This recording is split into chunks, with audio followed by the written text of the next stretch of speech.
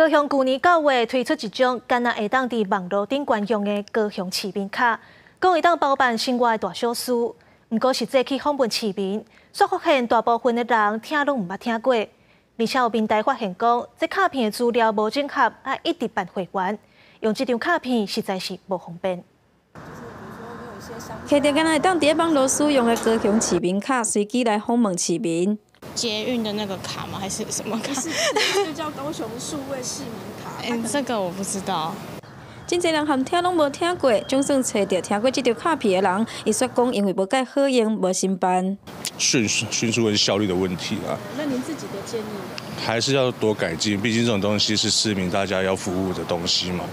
延科会去年9月杀出这张卡片，试办到今年4月底，注册人数敢若18000人，真侪市民听拢无听过。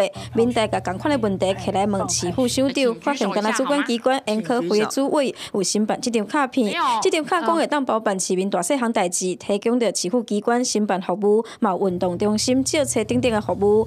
所有民代发现会员资料无统整，要使用运动中心，还阁办一届会员，其他局处嘛同款，甚至网络的客服人员。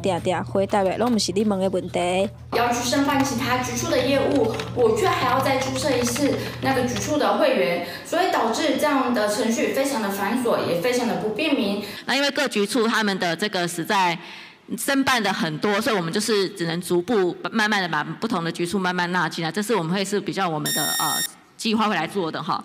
延科会表示，会先整合各运动中心，互民众注册了后，唔免搁重新来设定小号，后续会慢慢甲其他的局处纳入，嘛会改善智能客服的功能，互卡片会当符合需求。记者王刘婷、陈hen坤报道。